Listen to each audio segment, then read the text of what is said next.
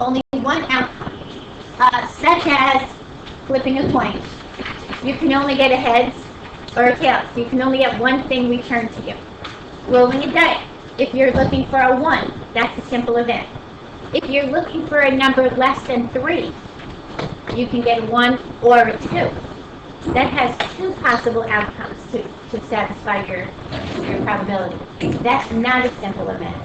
The simple event just yields you 1 outcome back. So in order to decide if you're simple or not, just see what it is you need to get out of this. So for quality control, you randomly select a machine part from a batch that has been manufactured that day. Event A is selecting a specific defective part. Is this a simple event or not? What will you get back? A defective or a not defective, right? But you can only get one type of outcome back. You have 2 possible things that can happen. It could be a defective part, or it could be non-defective. It could be a good part. But your event answers only to one of those. So I get my defective part. That's a simple event. Okay? You roll a 6-sided die. Event B is rolling at least a 4. At least a 4. What possible things can you get back when you roll at least a 4? From your 6-sided die. At least a 4 gives you a 4, or a 5, or a 6. You can get any of those 3 things at the same time to come back to you. So this is not a simple event. What would make it simple? Only one thing can be returned to you, selecting a 4. Like if you said, here's the difference. Probability of getting a 4, probability of getting at least a 4. This is simple. You only want one thing returned, a 4. This is not simple. You can accept a 4, a 5, or a 6. So if you have more than one thing that can come back to you, then it's not a simple event. In your book, you see if they specify what a simple event is. If you turn to page 131, an event that consists of a single outcome is called a simple event. If you toss a die, you can get, that's a simple event. You're either going to get your heads or your tails. Only one thing can come back to you. If you roll a die, if you're looking for a 4, only one thing can come back to you. At least a 4, then it's not simple. That's how we classify simple or not simple. Okay? Simple or not simple. That's all we say. Alright, so take a look at this. You ask for a student's age at his or her last birthday.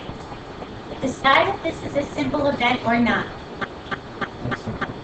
Simple. Why? You're only going to get one answer. He's either going to be 18, 10, 20, 85. Only one thing comes back. One answer. The student's age is between 18 and 23 inclusive. What can I get back? 18, 19, 20, 21, 22, 23. I have 6 things I can get back. Not a simple event. Event D, the student's age is 20. Simple. Fundamental counting principle, we went through this last week. We said, this is how I started your trees. If you had how many possibilities of one thing, how many possibilities of the other, then you multiply. See how many outcomes you have. This is your n times n. If n is the number of ways that an event can occur, and a second event can occur n ways, your total number of events you have, your total outcome space, is m times n. So let's take a look at an example. You are purchasing a new car. You did this in Algebra 1, you did this in Algebra 2. This is one of the most common principles we use to see how many outcomes there are going to be. You purchase a new car. The possible manufacturers, car size, and colors are listed. So for your manufacturer, you have 3 different types. For your compact size, your car size, you have 2 different sizes. for your color, we have 1, 2, 3, 4 possible colors. They want to know how many different ways can you select one manufacturer, one car size, one color. So the possibilities are 3 times 2 times 4. So you have 24 different ways that you can make a car given one manufacturer, one size, one color. Now, if you were to make this tree, this is what we did on Friday, we made your trees. If you were to make this tree, you would start out with your types of cars. There's a question of this. Was there? What outfit? Oh, very good. So I hope you all got it. So Ford, GM, Honda. The second thing you would do, is it a compact? Is it a midsize? Then last, your color. You're going to have 4 off of each one of these. You have a white, a red, a black, and a green. Off of each one of those, you have 4 things. So if you look at this, you've got 6 of these times 4. There's your 24. You can end up with a Ford, a compact, a white, a Ford, a compact, a red, a Ford, a compact, a black. See it? You end up with 24 possible car combinations there. Outfits, making sundaes, that's another popular one. They say you have like 3 different ice creams, 2 different syrups, and 4 different toppings. How many different sundaes can you make? Outfits, you have 4 pairs of pants, 3 shirts, 2 possible shoes. How many outfits can you make? Those are different ways you can use your counting principle. And pretty much every time you start one of these, you know you're going to do a counting principle. I always do the counting principle to begin with. So now, your choices are going to include a Toyota. We're going to add a Toyota here. And you're going to make it a tan. You're going to add a tan in here. So calculate how many possible ways you can select a car. We added a Toyota, and we added another color. So how many manufacturers do we have now? 4. 4. How many car sizes? 2. 2. How many colors? 5. 5. So you've increased this by a lot. Before we had 24, now we have 40. By adding 1 more car type and 1 more color. Okay, and your tree just got a lot bigger. Everybody get the counting principle? It's an easy one. We pretty much use this every time we do these. Okay, here's where we get really good. Finding your probabilities, finding how many different ways. You got to be careful.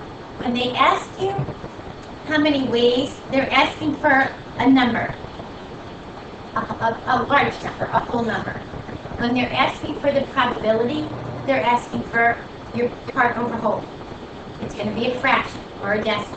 It's going to be less than 1. It could be 1. It could be less than or equal to 1. Your probabilities run from 0 to 1. Whether you make it a fraction or a decimal, and sometimes we talk percentages. Things like the weather usually says percentage. With the percentage of rain, say tomorrow the percentage of rain is 20%. They would rather say 20% than say 2 out of 5. 2 out of 5 doesn't really make a lot of sense to them. So 20%, 60%, 80%, usually you see that in your weather. Sometimes they will give you how many different ways can you do this, and then they will turn around for the second part and say, what is the probability of this way? It kind of gets you started on figuring out your ways first. So let's take a look at some of these examples. And hopefully a lot of these will start coming back to you. I'm on page 133. If you struggle with probability, the best way to do this is to make lines when you do this. So using your fundamental accounting principle, the access codes for a car security system consist of 4 digits. Each digit can be any number 0 through 9. How many possible digits are there between 0 and 9? 10. Good. There's 10 digits.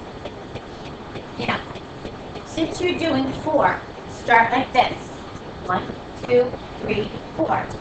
The reason we're doing your counting principle is between each one, we multiply. So it says each digit can be used only once and not repeated. So, I have the number 0 to 9.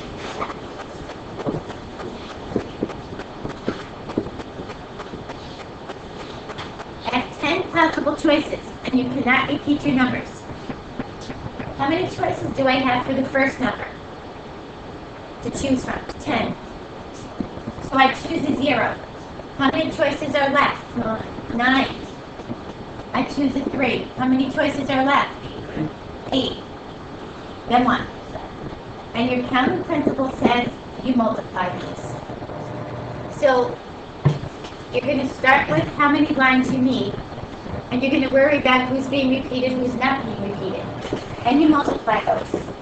So according to your book, you get 5,040 different ways to make an access code using 4 digits. That's a lot of times you're going to have to try to see if you get it right. You just take those 0 between the 6 randomly, like. Oh yeah, I just pulled one out just so that you would see what's left, what's left, what's left. I didn't know you put 4, but. Because they wanted 4, your access code consists of 4 digits. And no digits can repeat. They could use letters. Say they use letters. And no letters can repeat. How many letters in the alphabet? 26. So we pick 1. How many are left? Then one less. And 23. Oh, I only did 4. Sorry. And you would multiply those. Now, here's the difference between this one and this one.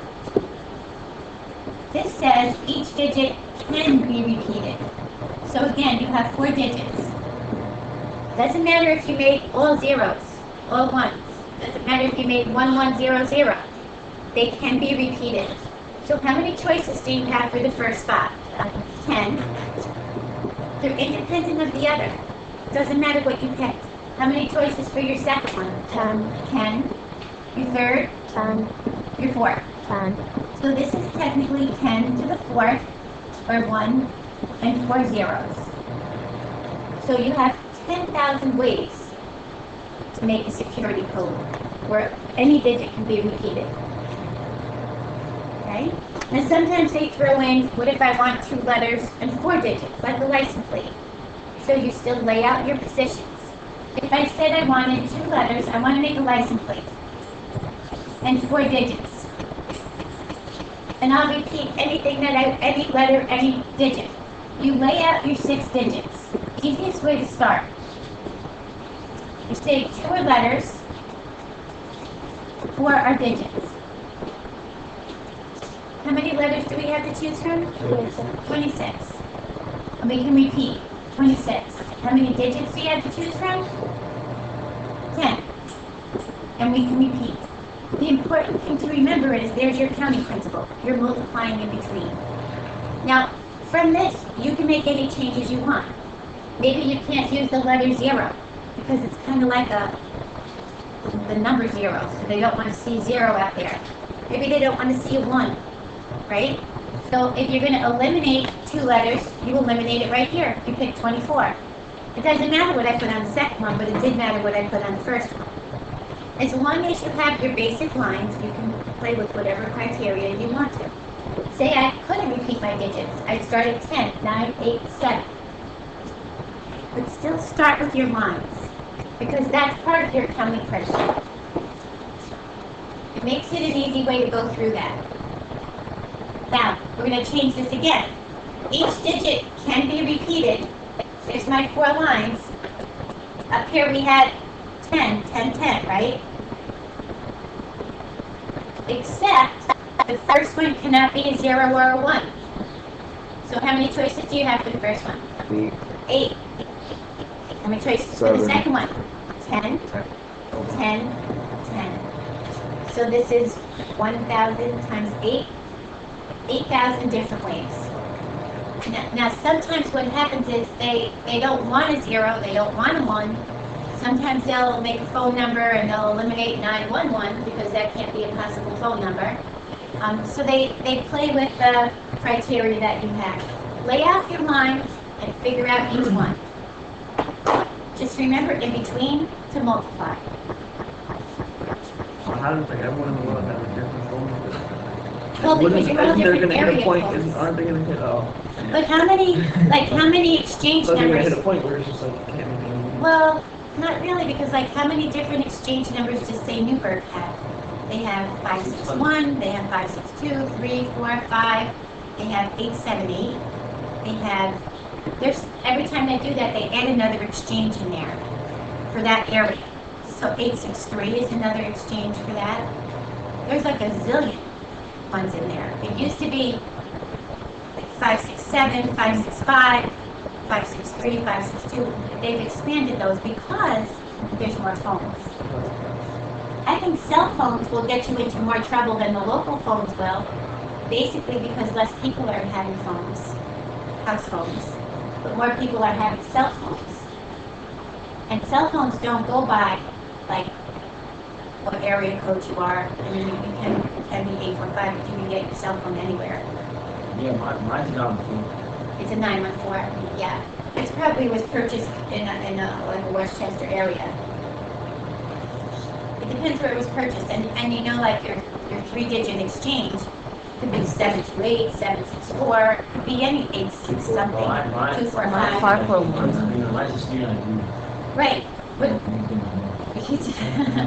but that's the randomness of your phone numbers. That's how many cell phone numbers they'll come up with. They'll have more trouble with the cell phones than they will with the regular house phones now. So here's another good one: license plates. We just took a look at this.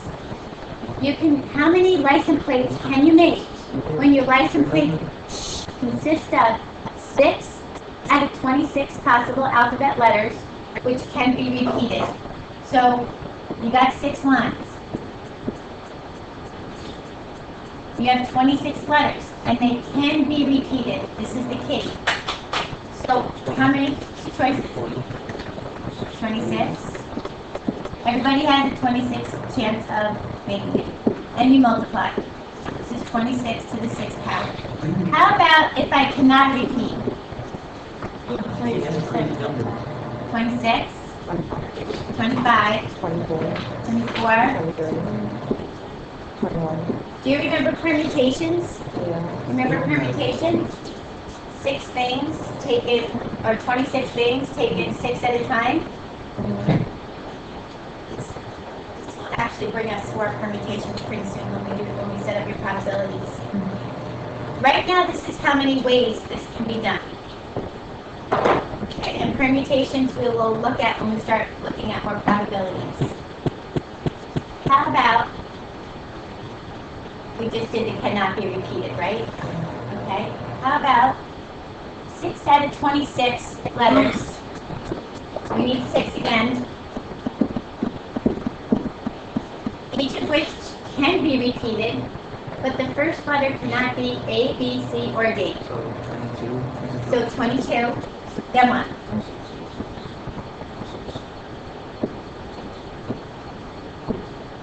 And we multiply those. It's a lot of different ways to do this, isn't it? It's going to be a high number. Oh yeah. These are still going to be a very high number. And your license plates are usually combinations of letters and numbers. If you look at license plates, sometimes there's 2 letters and 4 numbers. Sometimes there's 3 letters and 3 numbers. Sometimes there's it's all dashes. letters. Sometimes, well, those are special ones. But like the standard ones, they change the format of them because there's more license plates now. So they just change the format of them. Rather than read you all those license plates, they change them. Like in Europe, they have like the initial of the country, the party, exactly wherever where it's from. Oh, And you it has, with like, that? yeah, Wow, that's a when long you tell one. where the car's from, like, Great. And it has their, GM. oh, okay. Are those the little symbols they put on cars? Like, you know those little round symbols? Well, it has an EU symbol. European Union, so every card has it's like a long, like, Yeah, the star, this right? long, yeah. Ah, That's the European flag. ah, Yeah. oh wow, that's pretty good. European flag. Okay, let's take conditional probabilities. We're getting there. Keep going, bro. Alright, these are just your basic principles. Just so that we kind of get a good clarity on the basic principles. Your types of probabilities. You have 3 different types, basically. You have your classical, which is your theoretical. You have your empirical, which is your experimental. And you have your subjective, which kind of takes a little bit of everything and a little bit of your gut feeling into this. The theoretical, or your classical, I usually say theoretical, the book says classical, is something that's been proven over time. The probability of rolling a die and getting a 1 out of 6. It's been done all those times, and your probability will be 1 out of 6 chances. It's never going to change. Your experimental says, I'm going to let you roll this dice 10 times. Will you end up with 1 out of 6? Maybe, maybe not. That's your experimental part. That's your empirical. And as you go more and more times, the law of large numbers says we'll bring it together and we'll have actually get closer and closer to the 1 out of 6. So your classical just is pure. This is always going to happen. It's been proven over time. It's not going to change. So you roll a 6-sided die, and you get the outcomes 1, 2, 3, 4, 5, 6. And you want to know the probability of getting a 3. What's the probability of? What's the probability of getting a 3? 1 out of 6. Never going to change. Classical, theoretical. It's been proven over time. What you do is your experimental part. The probability of rolling 7.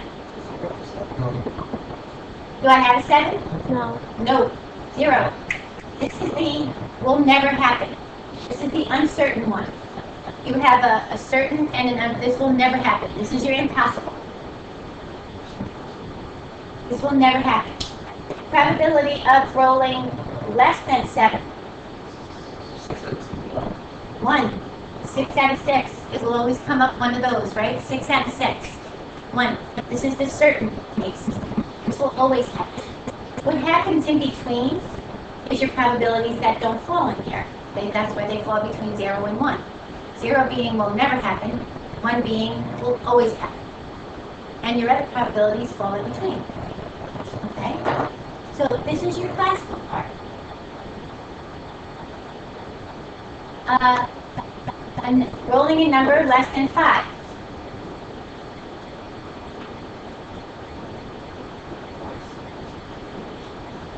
Four out of 6. This guy, this guy, this guy, this guy. 4 out of 6 or 2 out of 3. Theoretical. Proven over time. It will never change.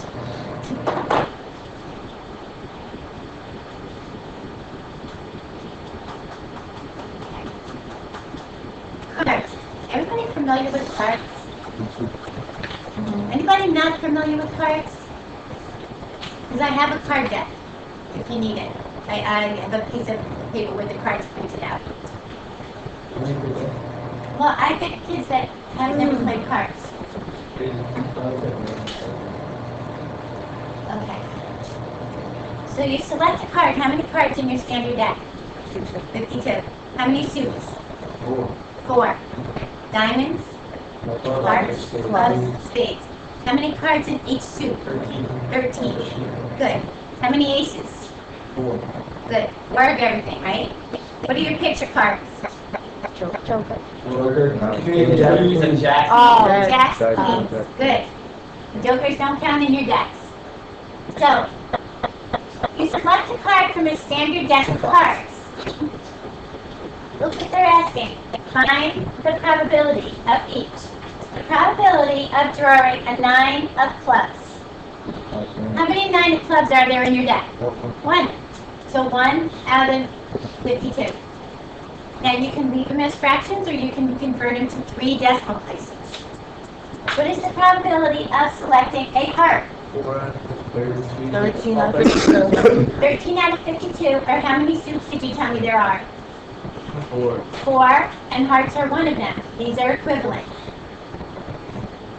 The probability of selecting a diamond, a heart, a club, or a spade. 1. Is there anything else you can possibly select? The joker's not included in your deck. Wait, so 52 cards without the joker? Without the joker. Without the joker. Because there's 4 suits and 13 under each suit, ace through king. So now, here's your empirical part. This is what you do. This is your experimental one. This is what you find statistically, experimentally.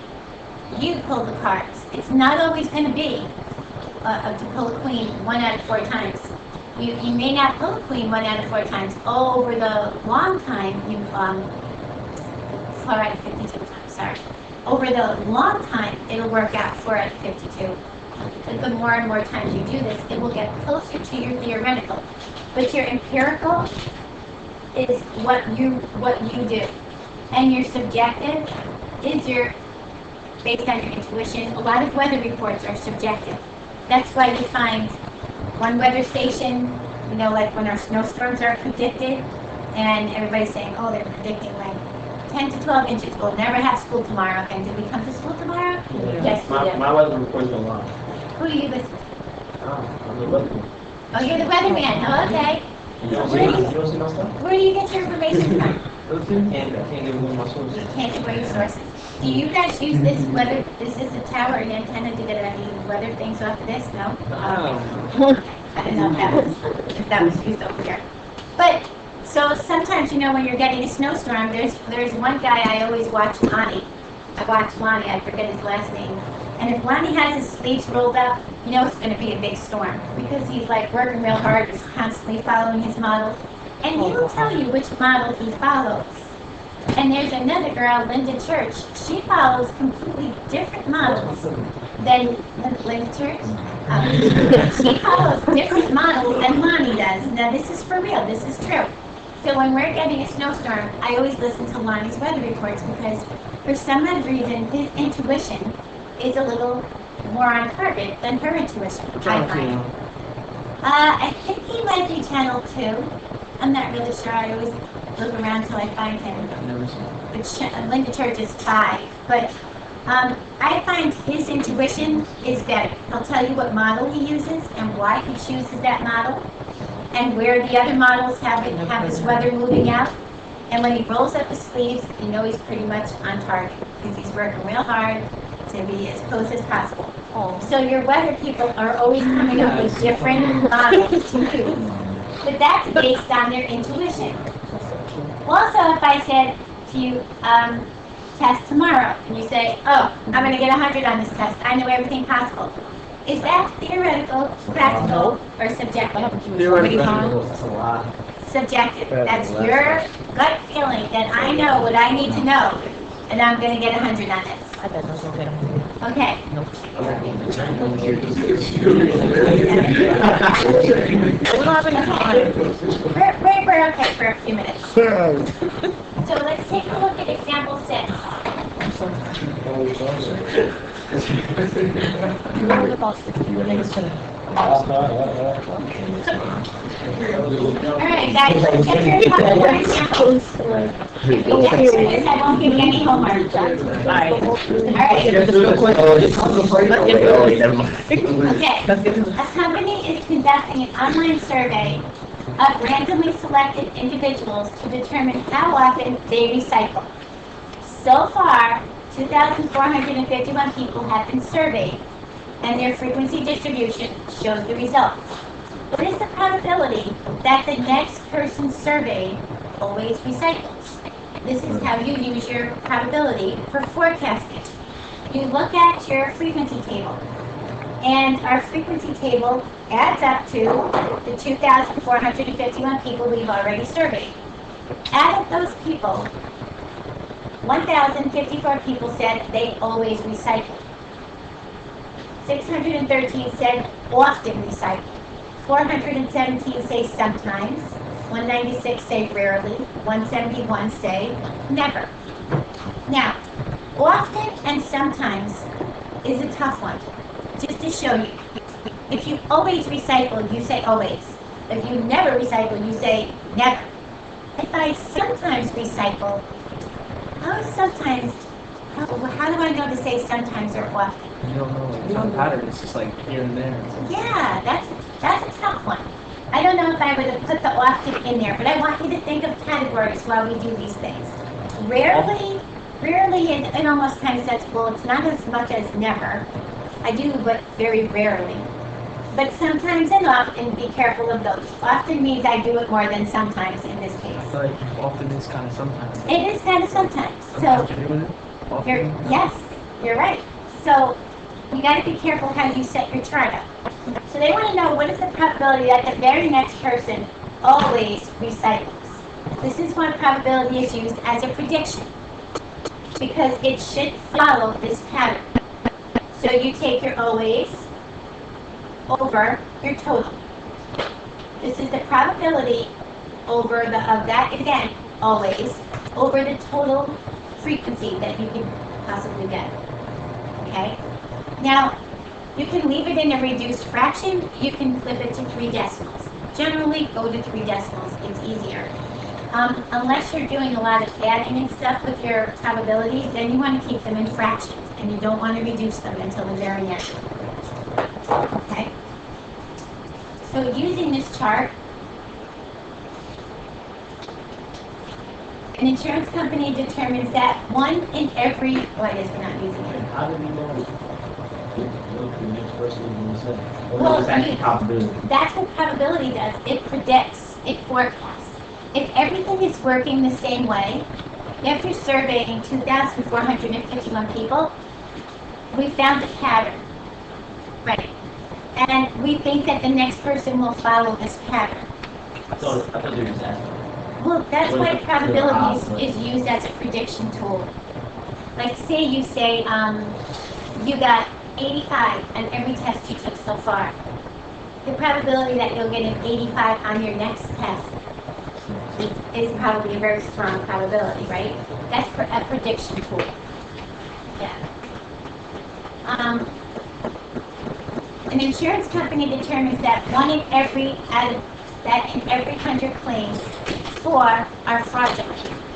What is the probability that the next claim the company processes will be fraudulent? 25%. 4 out of 100, right? 4 out of 100. It's very small. 4 out of 100 claims are fraudulent. So, following the same pattern, we say that the next claim has a 4 out of 100 chance of being, or 4% chance of being fraudulent. Okay? It has a 4% chance that it could be fraudulent. We don't certainly want to see 25% up there. That's a very high number. Charlie. Okay, guys.